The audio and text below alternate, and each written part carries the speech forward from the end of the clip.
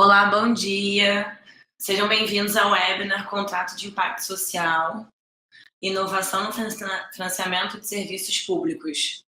Meu nome é Isabel Rodrigues, eu sou pesquisadora da área de Contratos de Impacto Social da Cital. Agora eu vou passar a bola para o Leonardo Letelier, fundador e CEO da Cital e Finanças do Bem.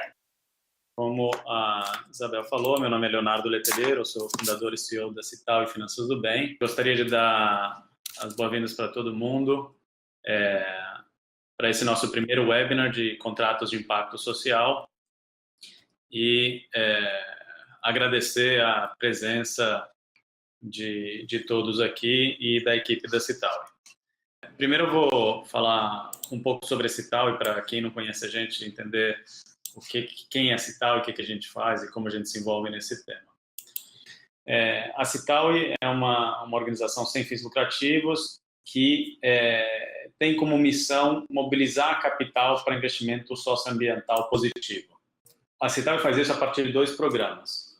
Um programa de finanças sociais e um programa de finanças sustentáveis. O programa de finanças sociais é onde fica a área de contratos de impacto social.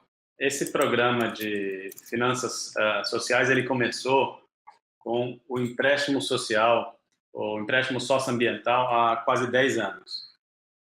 A partir daí, a gente passou a fazer outras atuações, como a gestão de fundos filantrópicos, fundos rotativos, também experimentar com garantias e investimentos socioambientais, e ao longo do tempo fomos incluindo outros mecanismos. Esse programa de finanças sociais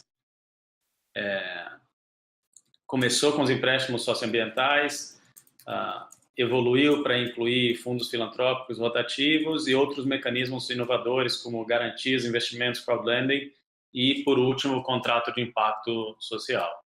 O contrato de impacto social, no qual a Cital é pioneira na execução de todas as etapas, ele tem uma série de fases, uma série de passos que estão aqui brevemente descritos e depois a gente vai entrar um pouco mais em detalhe. Ele começa tipicamente com uma priorização de ideias que podem ser passíveis de se tornarem contratos de impacto social, uma análise de viabilidade dessas ideias e priorização de uma ou duas delas para de fato serem experimentadas através de uma modelagem operacional e financeira.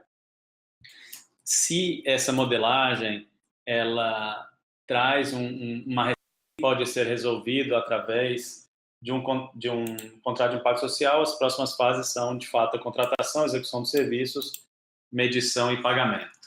A equipe na Cital que está envolvida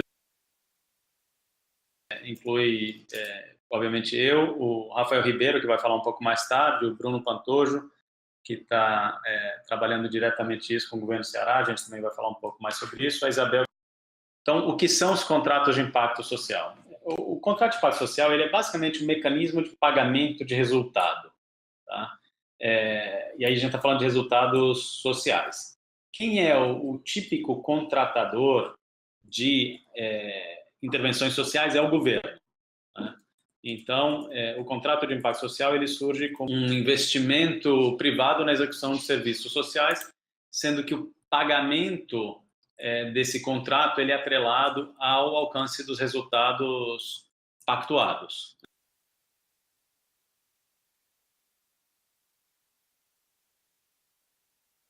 E o pagamento depende do alcance dessa meta. A ideia do contrato social ela surgiu a partir de identificação de falhas de mercado para financiamento do setor social. Quer dizer, o setor social, que é, de novo, quem tipicamente responde na contratação de serviços públicos em áreas sociais, ele é altamente fragmentado, tem um desejo de crescimento, mas não tem capital próprio para isso.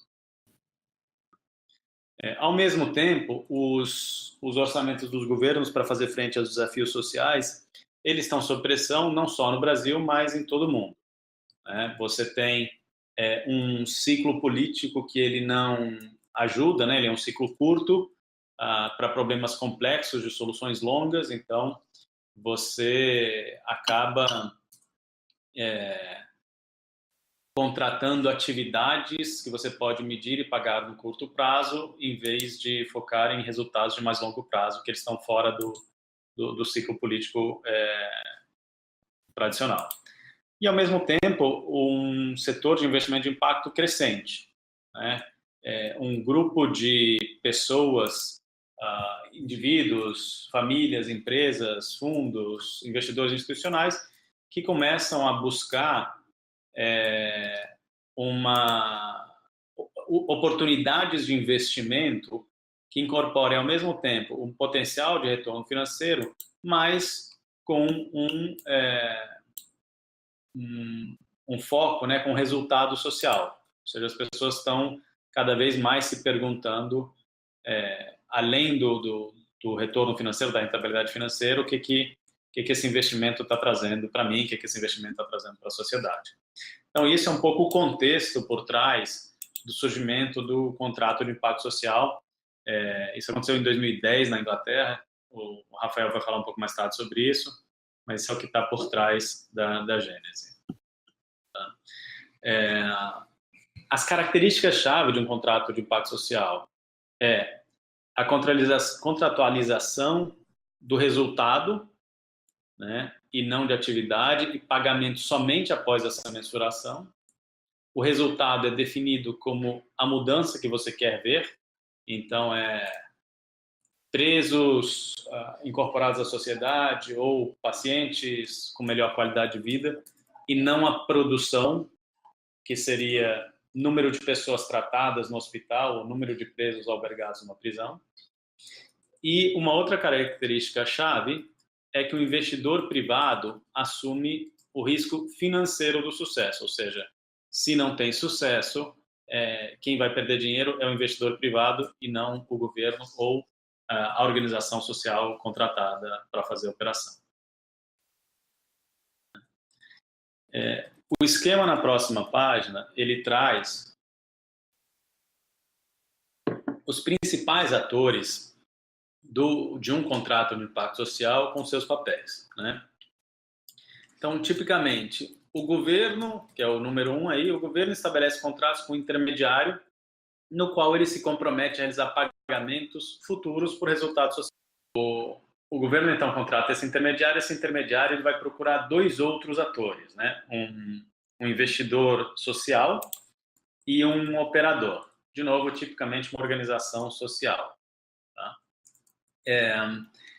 Esse intermediário também é quem faz normalmente a avaliação e a estruturação do contrato de impacto social. Então, ele tem um trabalho aí de estruturador e de unir todas as pontas, né? O governo, os operadores e os investidores.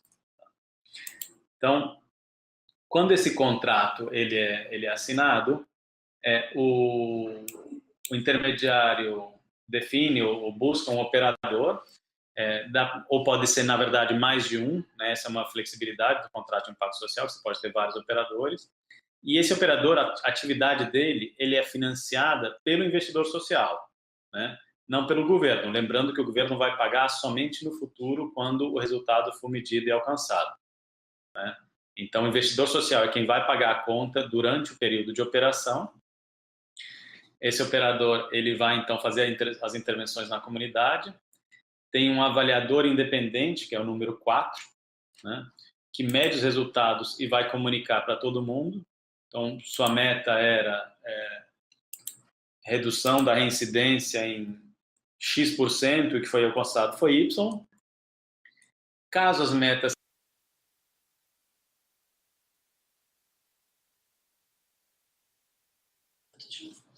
Foi.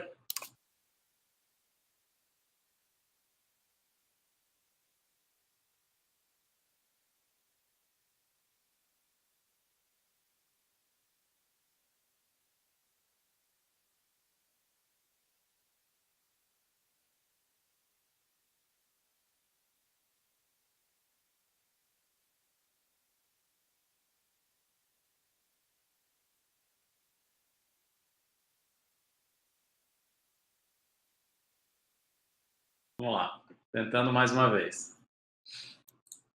Caso as metas sejam atingidas, que é o número 5, tem um pagamento que foi estabelecido em contrato, que é o número 6, e esse dinheiro então retorna para o investidor, gerando para ele, eventualmente, até um lucro em relação ao investimento que ele colocou originalmente.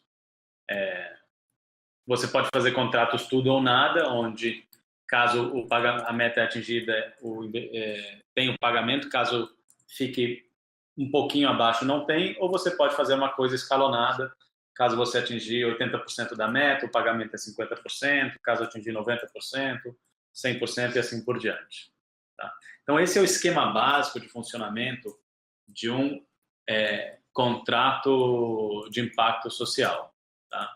Pode ter algumas variações, vocês vão ouvir, né, siglas diferentes, CIB, que é o Social Impact Bond, e DIB, que é o Development Impact Bond, que a única diferença é que, em vez do governo, tem um órgão de fomento, tipicamente multilateral, uma fundação, mas o esquema é basicamente esse em todos os casos. Uma pergunta que a gente recebe muito é qual os problemas que são passíveis de serem transformados ou atuados sobre através de um contrato de impacto social. Né? Tem algumas características-chave, né, alguns critérios de aderência que a gente chama para isso ser verdade. Né? Então, primeiro, você precisa ter um problema e uma população-alvo definidos claramente. Então, tem que ser algo muito específico. Então, eu quero tratar diabetes em mulheres entre 30 e 35 anos. Tá? Então, é esse nível de especificidade. Tem que ser um tema que é de prioridade estratégica para gestores públicos, porque desenvolver um contrato de impacto social demanda muito tempo e recursos e atenção do gestor, que é um pouco desproporcional ao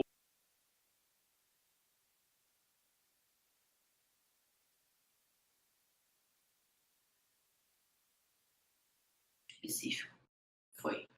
um tema específico, porque você, entre aspas, paga o custo de inovação, né? Como é a primeira vez que isso está sendo feito, tem uma série de discussões a serem exercitadas, decisões a serem tomadas, que fazem com que demande bastante tempo e atenção dos gestores, que tipicamente têm mil e outras prioridades competindo. Tá? Você tem que ter também intervenções baseadas em evidência, né? Ou seja, você tem que ter não basta ter um problema específico, então como diminuir a incidência de diabetes em mulheres de 30 a 35 anos, mas você tem que ter exemplos de lugares ou com populações parecidas, formas como isso foi feito em outros lugares ou com populações parecidas, ou algo que dê razoável conforto de que as intervenções vão ser suficientes para atingir as metas definidas. Obviamente, uma vez que você está trabalhando com metas, você tem que ter uma definição de uma métrica robusta, ou seja, o que eu vou de fato medir, e tem que ter disponibilidade de dados. Né? Então, se eu vou medir o índice glicêmico daquela população, por exemplo. Então, eu vou medir o índice glicêmico das mulheres entre 30 e 35 anos que fizeram parte dessa intervenção após 12 meses. Então, está bem especificado qual é a métrica. Agora, eu também tenho que poder acompanhar isso ou comparar isso com outras coisas, ou seja, essa métrica ela tem que ter dados comparáveis disponíveis. Se esse dado nunca foi medido em nenhum momento, fica muito difícil eu estabelecer uma meta ou definir que o índice é bom ou ruim. Tá? Adicionalmente, você está fazendo tudo isso, lembrando como gestor público, entre outras razões, porque você não tem o recurso para fazer as intervenções diretamente. né? Então, o ideal seja que esta intervenção ela gere uma economia para o Estado, ou seja, você consiga ter, como gestor público, um resultado maior a um custo menor. E, ao mesmo tempo, assim como você tem que ter, então, gestores públicos interessados, você tem que ter investidores sociais interessados. Caso não tenha ninguém, mesmo que você tenha um problema, uma população, métricas e assim por diante, e um governo interessado em resolver o problema X, caso não tenha nenhum investidor interessado nisso, você não vai conseguir executar o contrato de impacto social. Essa modalidade, né, esse contrato de impacto social, ele é altamente inovador, mas ao mesmo tempo já está sendo experimentado em vários países do mundo, né? Já foram quase 90 contratos de impacto social lançados no mundo. Desses 19 já foram concluídos, né? Isso indica também que tem muita atividade, mas é muito recente. Você tem mais de 320 milhões de dólares captados, né? A grande maioria desse dinheiro, acho que um pouco mais da metade, está nos Estados Unidos, ou seja, os Estados Unidos tipicamente faz contratos de impacto social grandes, mas se você vê o número de contratos de impacto social, no Reino Unido tem bem mais, né? Os temas que são mais frequentes são trabalho e emprego, habitação e bem-estar infantil e familiar. Acho que esse último inclui saúde também, né? Saúde e bem-estar. Isso. Você tem mais de 113 mil indivíduos beneficiados em todos esses contratos de impacto social e outros 70 contratos de impacto social em desenvolvimento. E você tem outros 70 contratos de impacto social em desenvolvimento em países como África do Sul, Camarões, Chile, México, Uganda e, obviamente, aqui no Brasil, onde a gente vai falar um pouco mais sobre isso. Os de impacto social reais lançados em alguns países, para dar um pouco mais de diversidade para vocês do que está acontecendo no mundo em relação a esse tema. Você tem, tipicamente, serviços públicos complementares para atender necessidades específicas de população-alvo.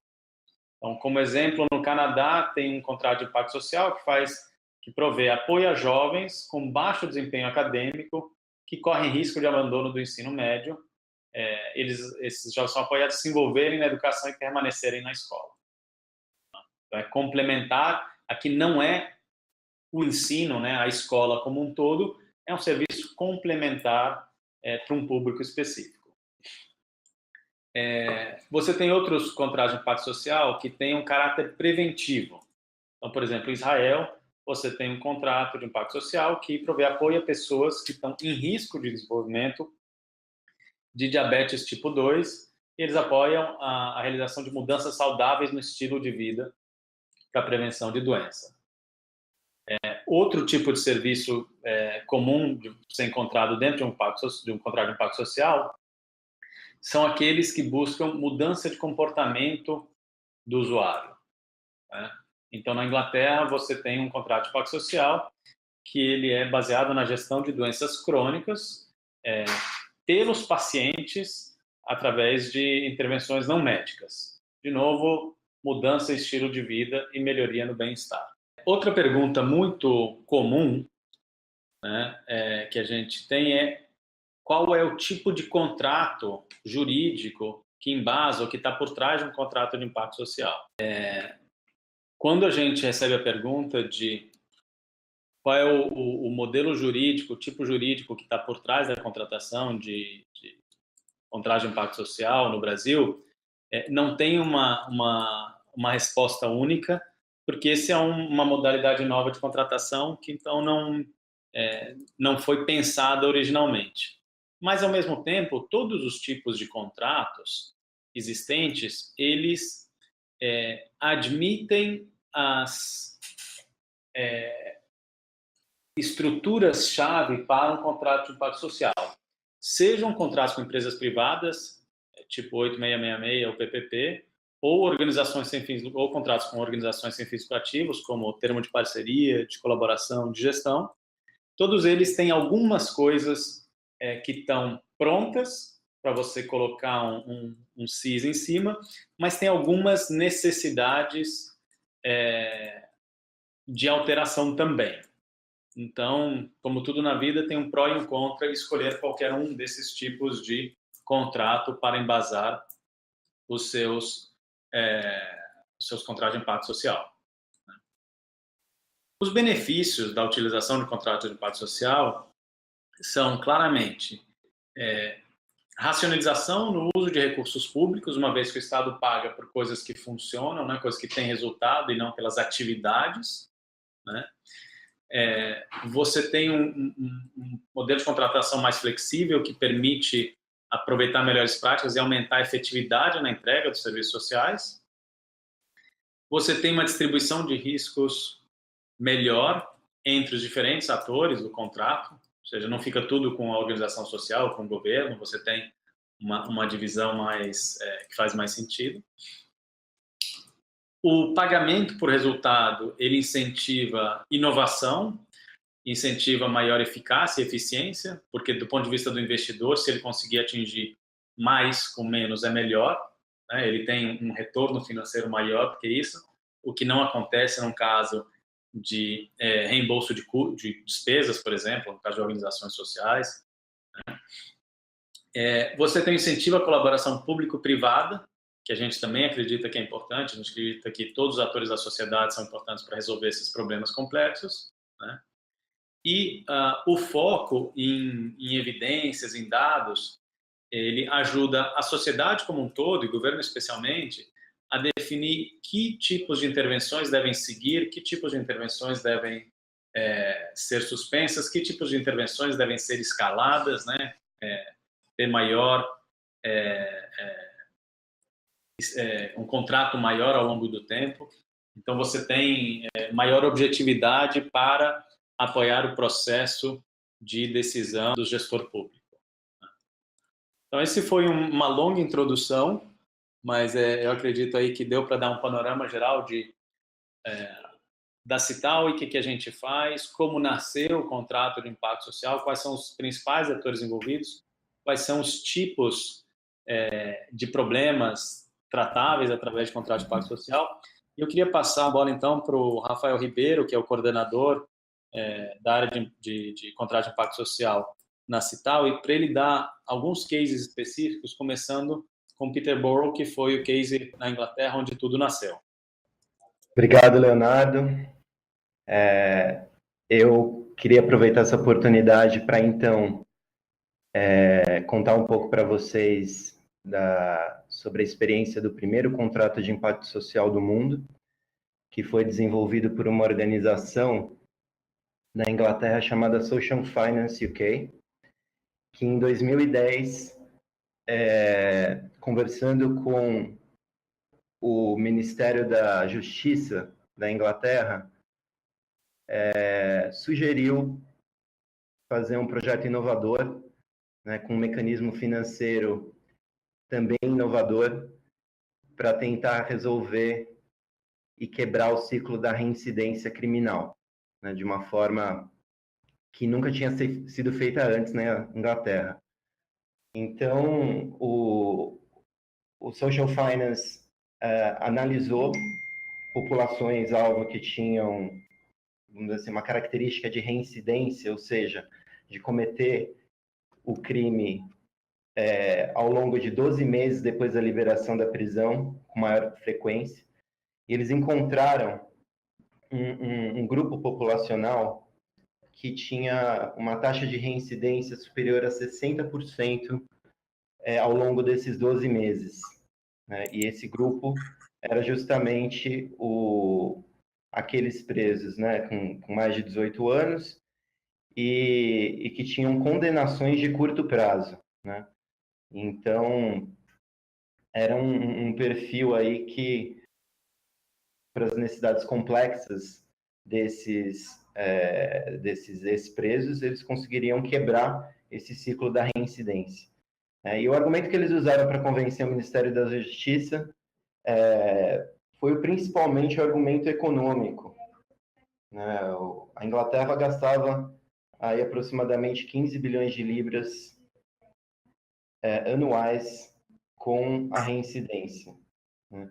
E essa população, ela ofereceu, então, a oportunidade de testar esse mecanismo. Originalmente, o projeto foi um modelo, mesmo antes dele ter confirmado a sua avaliação, ele foi inspirador para uma política pública chamada Transforming Rehabilitation Program, que depois foi estendido para 45 mil pessoas. Então, vocês imaginam que um programa, né, que foi estruturado para atender 3 turmas de 1.000 ex-presos, né, que foi o projeto do contrato de impacto social, em 2015 ele acabou sendo estendido para essa população muito mais ampla, né? Esse é um exemplo de, como o Leonardo estava comentando antes, do uso do contrato de impacto social para pilotar soluções que depois podem ser escaladas, né, para uma população muito maior através de políticas públicas. Então, eu queria também contar para vocês um pouco sobre a questão das métricas, que eu acho que é uma dúvida que muitas pessoas têm, né, quando se fala nos contratos de impacto social. Então, lá, como é que foi feito? Foi utilizado um mecanismo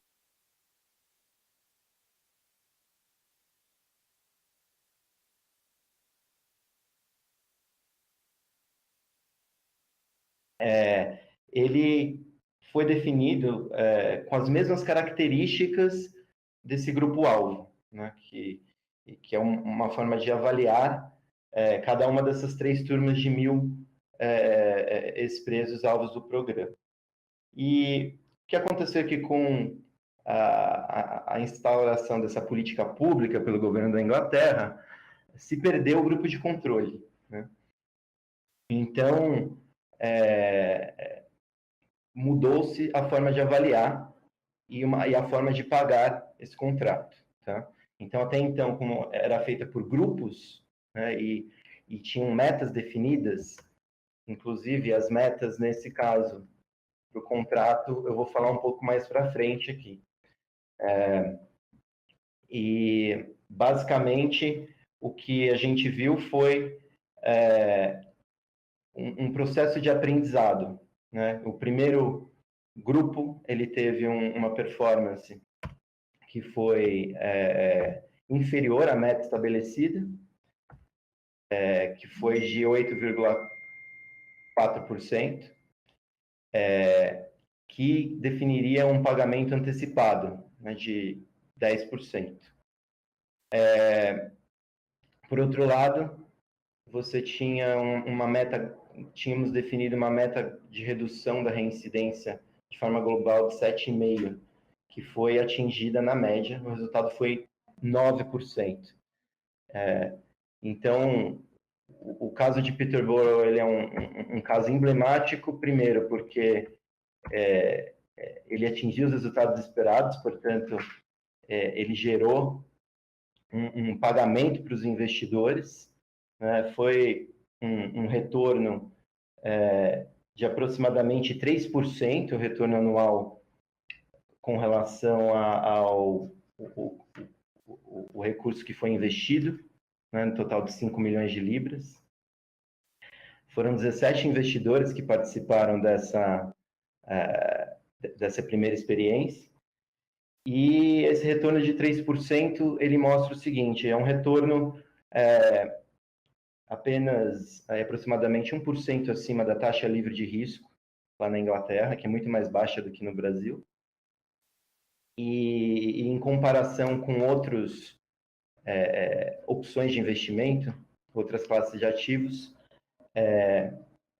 demonstrou ser um investimento, vamos dizer assim, com alto retorno, com baixo retorno para o risco corrido pelos investidores, né? Como o Leonardo ele explicou para vocês anteriormente, né, nessa ferramenta os investidores eles correm o risco de sucesso do programa.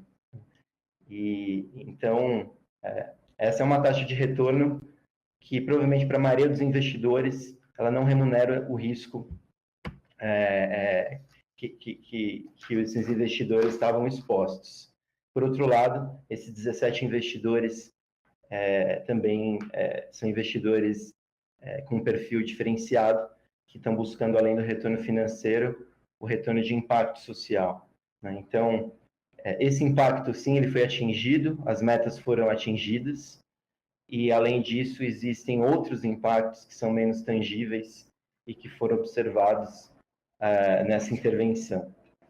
Você tem, por exemplo, 7 organizações que foram reunidas para prestar o serviço, né? Isso também foi inédito, dentro de uma organização guarda-chuva chamada One Service, que foi gerida, coordenada pelo Social Finance. E essa organização acabou se criando relações de colaboração com as autoridades locais, com tanto a polícia como a autoridade de administração prisional, organizações sociais também que atuavam na região de Peterborough. Então, eu acho que em vários aspectos esse caso pode ser considerado um sucesso, e inclusive com o desdobramento dessa política voltada para os presos de alta reincidência, né, para uma população muito maior, né, na Inglaterra, que foi uma aposta do governo baseada nesse piloto, né, nesse experimento controlado que o contrato de impacto social representa.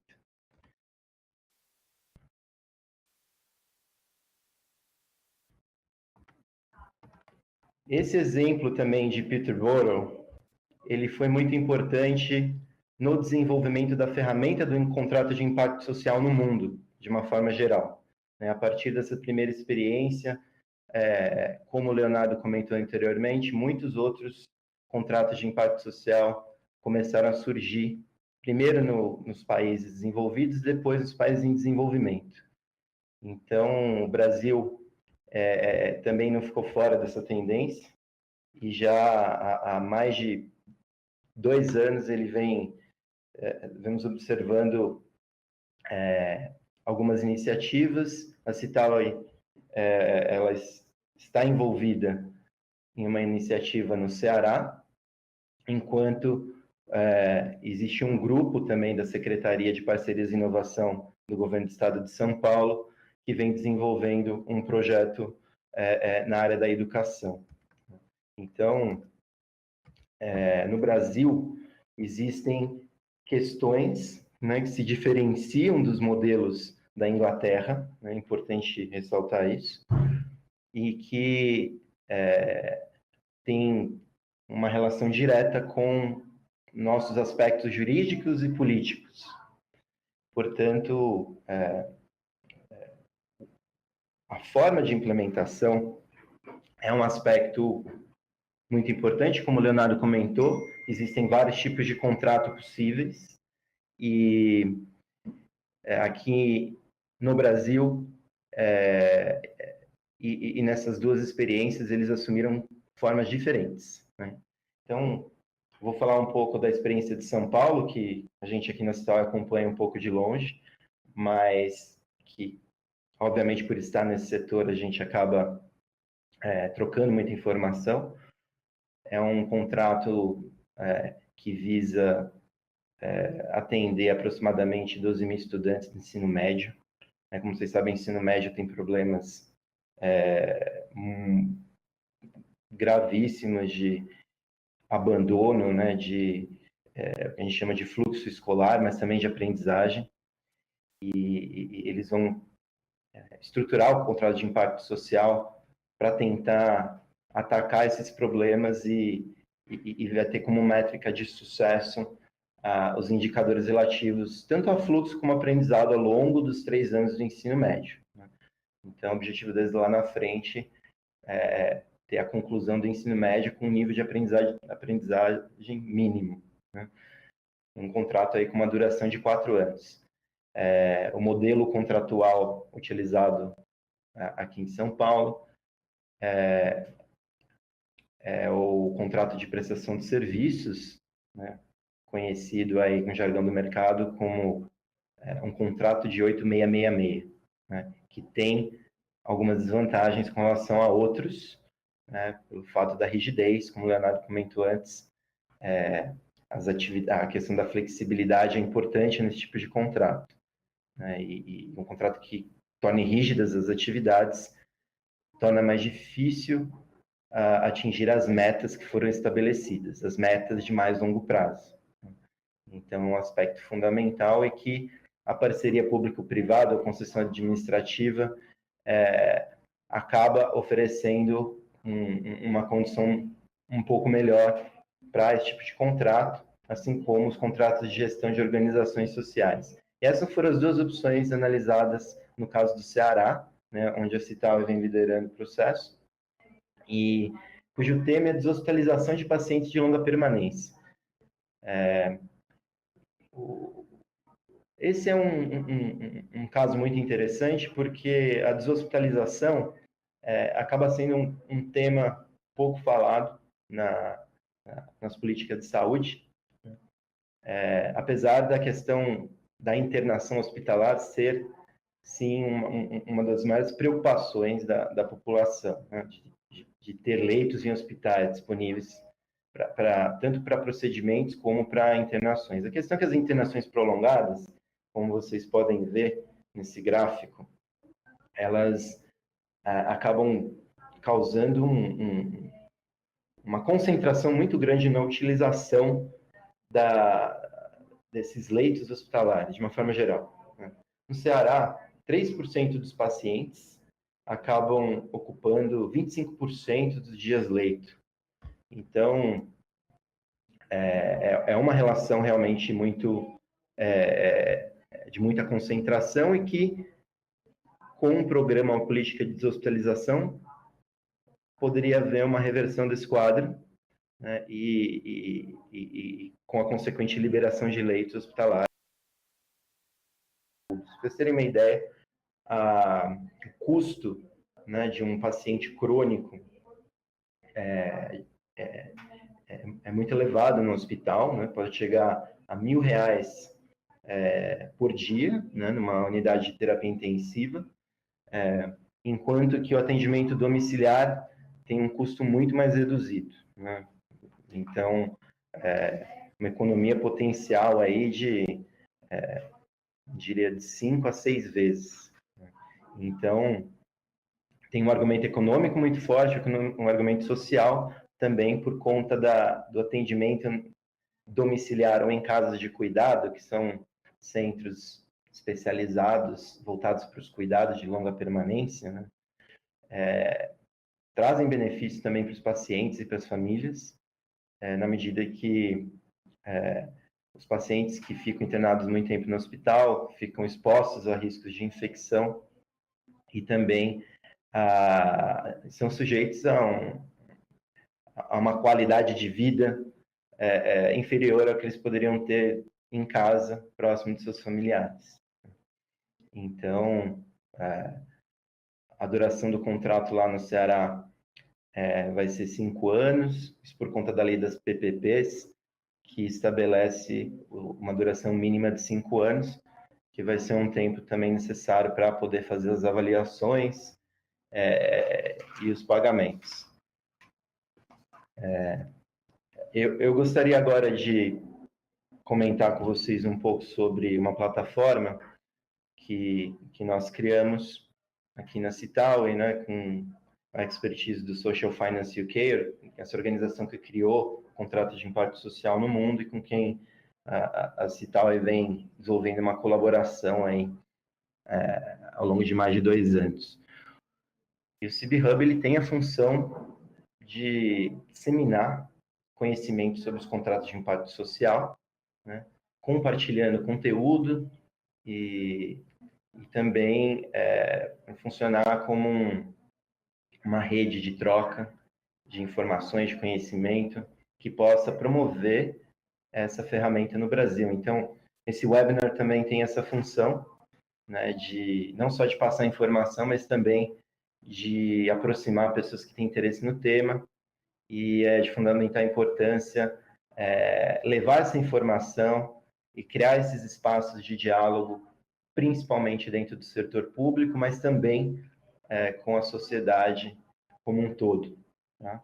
Então, eu queria agradecer muito a atenção de todos, me colocar à disposição também para responder dúvidas que ficaram. Tenho certeza que vocês terão dúvidas sobre o case de Peterborough.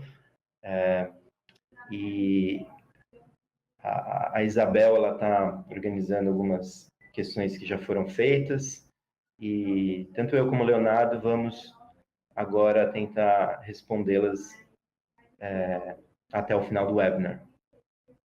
Agradeço a todos e vamos às perguntas. Obrigada, gente. Obrigada, Rafael. Obrigada, Leonardo. Agora nós vamos entrar em algumas perguntas que vocês fizeram aqui. A gente já anotou. E eu peço que, caso vocês tenham mais perguntas, continuem mandando pelo chat, que a gente está anotando todas, e o Leonardo vai agora responder todas que foram feitas previamente e as que vão surgir, ok?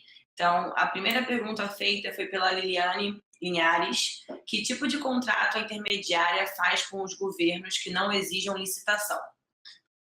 Bom, Liliane, o contrato do intermediário, ele depende. Na prática, o que o intermediário faz é uma grande consultoria. O normal é que você tenha algum processo de concorrência para isso. Tá? Então, hoje não tem nenhum contrato sendo feito, por exemplo, por inexigibilidade. Tá? Então, é o processo tradicional de contratação do setor público, nesse caso de um serviço que eu diria que mais parecido é consultoria mesmo. A segunda pergunta foi feita pela Isabel. No Brasil, qual é a natureza jurídica do SIS? É um termo de cooperação? Isabel, o marco regulatório para o SIS no Brasil ainda não foi construído. Tá? Então, na verdade, o que está sendo feito nos diversos lugares é adaptação do marco existente. Então, no caso de São Paulo, a Lei 8666.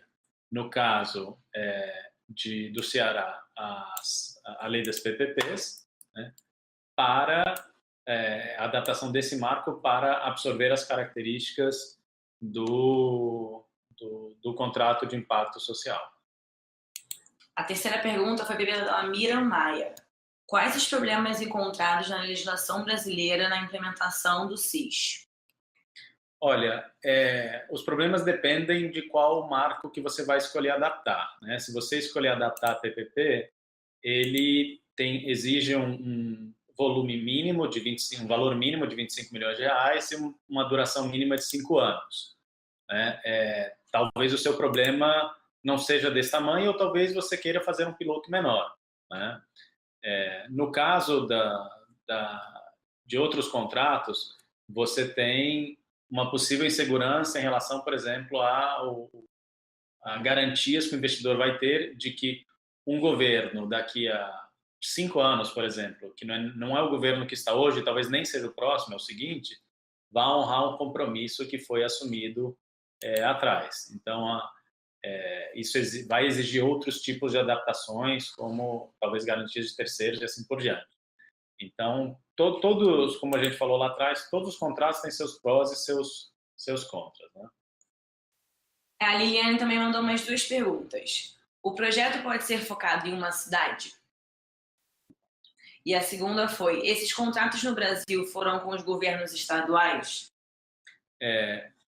Então, os contratos ainda não foram assinados, eles estão sendo desenvolvidos, mas sim, foram feitos com o Estado de São Paulo, ou estão sendo feitos, né? O Estado de São Paulo, o Estado do Ceará, mas ele não tem nenhuma restrição para que sejam feitos em cidades. Obviamente, exigem adaptações, né? Mas a própria Cital tem recebido demandas de cidades em vários estados do Brasil para ter uma primeira discussão sobre a adaptabilidade, a aplicabilidade do modelo de contrato de impacto social para os desafios das cidades. O Jean Carlos também mandou uma pergunta. Quais podem ser as organizações dependentes responsáveis pela verificação das métricas e comunicação dos resultados? Olha, no primeiro contrato, na primeira turma do primeiro contrato de Peterborough, foi uma universidade. Tá? A universidade é um bom candidato para ser um avaliador independente porque tem um foco em rigor acadêmico, né, em falar, digamos, a verdade, doa a quem doer, e tende a ser neutro. Tá? Outros possíveis candidatos para esse papel são empresas de auditoria. Tá? Mas, em teoria, qualquer organização, até mesmo uma pessoa que seja especialista numa área, que tem uma reputação, entre aspas, ilibada, como está na moda se falar, e que seja aceitável tanto para o governo quanto para os investidores, ele é um bom candidato para ser um avaliador de resultado. A Mariana Vilela, mandou uma mensagem também perguntando: entre o modelo jurídico PPP, parceria público-privada, e o contrato de gestão OS, qual a Citaui considera mais adequado aos contratos de impacto social no setor público?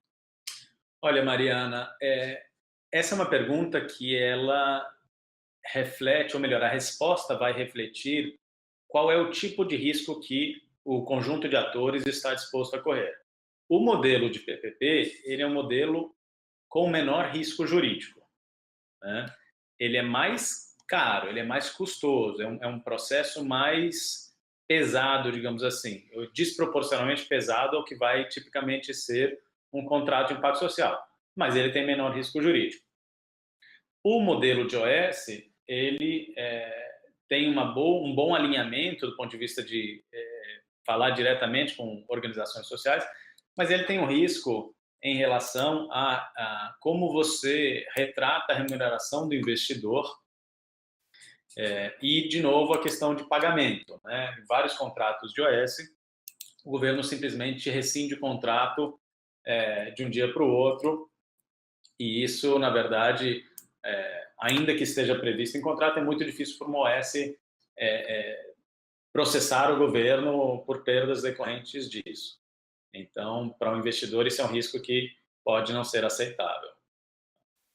A Perla também mandou uma pergunta: as métricas de mudança esperada são negociadas com o governo e investidores? E a comunidade beneficiada também é avaliada? Olha, as métricas são pactuadas entre governos e investidores. Na verdade, o intermediário acaba fazendo esse papel, né? Porque tem que ter um balanço, você tem que ter métricas ou metas que sejam altas, porém factíveis, porque se elas forem altas demais, não vai ter nenhum investidor interessado. Se elas forem baixas demais, não faz sentido para o governo. Então, você precisa ter uma negociação, sim, entre eles. A comunidade é justamente a parte que é avaliada, né? Então, mas a avaliação, ela se baseia em métricas muito específicas. Então, por exemplo, número de dias leito da população que tem a doença tal. Isso vai ser a métrica, por exemplo, uma das métricas contratadas. A Poliana Pacheco mandou uma que talvez seja a pergunta de muitas pessoas.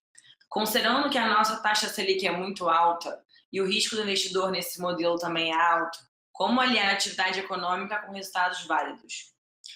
Olha, esse é um contrato que a maneira mais simples de descrever do ponto de vista econômico é um contrato que tem risco de equity, né, de capital, e retorno de dívida.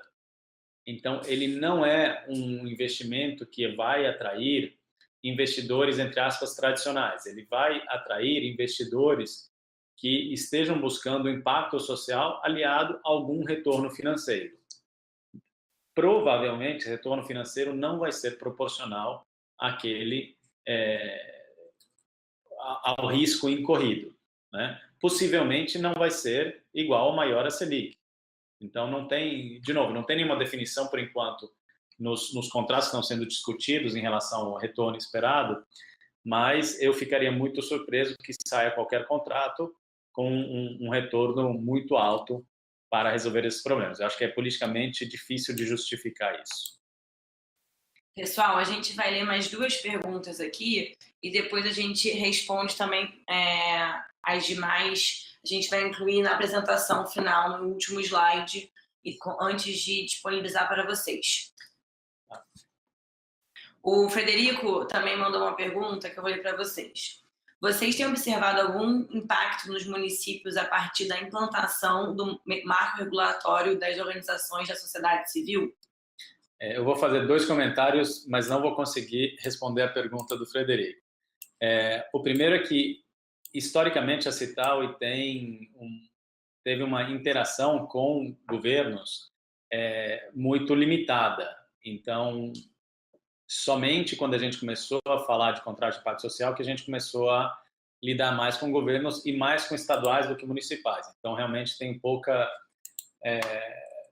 experiência direta para entender o que mudou nos municípios a partir da implantação do que eu vou chamar da lei de parcerias voluntárias, porque eu, pessoalmente, não considero que o que já foi aprovado constitui o suficiente para ser chamado de um marco regulatório das organizações sociais. Tem muito mais coisa que deveria estar envolvida para você chamar de um marco regulatório, e eu acho que só o que foi resolvido foi uma parte delas, que é justamente as parcerias voluntárias com o governo.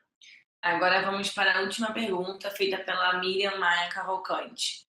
Existe um perfil de organizações da sociedade civil para se candidatar ao consórcio de um CIS? Que tipo de organizações tem se habilitado? Olha, isso a gente ainda não tem uma prática no Brasil. O que a gente tem, na verdade, são exemplos lá fora. As organizações que são as executoras naturais dos contratos de CIS são organizações que já estão executando intervenções nas áreas dos contratos, que têm experiência, que têm resultados comprovados. Então, quanto mais robusta for a comprovação, melhor. Então, tem o resultado, mas tem comparação com uma linha base, tem comparação com o grupo de controle, você tem uma dinâmica, né, de coleta de dados robusta que te ajude a posicionar frente ao intermediário e ao investidor como uma organização que é um provável bom parceiro executor. Então, eu diria isso. Não seria normal que o intermediário ou o investidor apostasse numa organização que nunca trabalhou com o tema ou que trabalhou, mas não tem nenhum resultado comprovado, porque isso aumenta significativamente o risco dos resultados serem alcançados. E isso, para o investidor, é um problema. No Brasil, há muitos institutos e fundações privadas investindo em educação pública. Essa é uma área propensa a abrigar as primeiras experiências de contrato de impacto social no setor público. Quais as vantagens e desvantagens de investir nesse setor no Brasil? Essa foi a pergunta feita pela Mariana Vilela. Mariana, sim, o setor de educação é um alvo tradicional para contratos de impacto social, tá? Não só porque é problema no Brasil, mas isso é comum no mundo como um todo. E em relação a outros setores,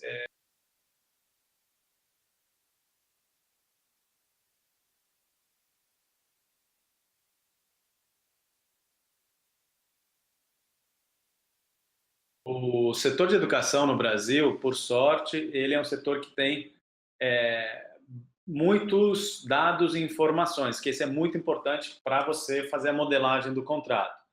Então, é uma vantagem trabalhar com educação, até saúde também tem bastante disponibilidade de dados e de informação, comparativamente, por exemplo, com o tema de segurança pública, onde a disponibilidade dos dados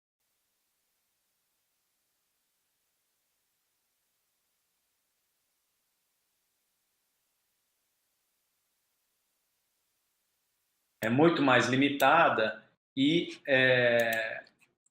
o efeito crise ele não ajuda a implantação de um contrato de impacto social, que tipicamente é uma intervenção que tem um resultado mais longo. Então, quando você está em crise, você precisa de um resultado para ontem, que é o caso da segurança em vários pontos do Brasil. Então, eu diria que saúde e educação tem aí boas chances de abrigar os primeiros CIVs no Brasil. Pessoal, acho que a gente conseguiu responder quais são as perguntas. As outras a gente vai mandar pela apresentação na última página toda a relação de perguntas e as respostas, e a gente vai disponibilizar a gravação e a apresentação para vocês logo após, provavelmente amanhã, toda a base vai receber o e-mail. Agradecemos muito pela participação de vocês, espero que vocês tenham tirado boa parte das dúvidas de vocês sobre os contratos de impacto social. Gente, obrigado e, em nome da Cital, obrigado e até a próxima. Muito obrigado. Bom dia a todos.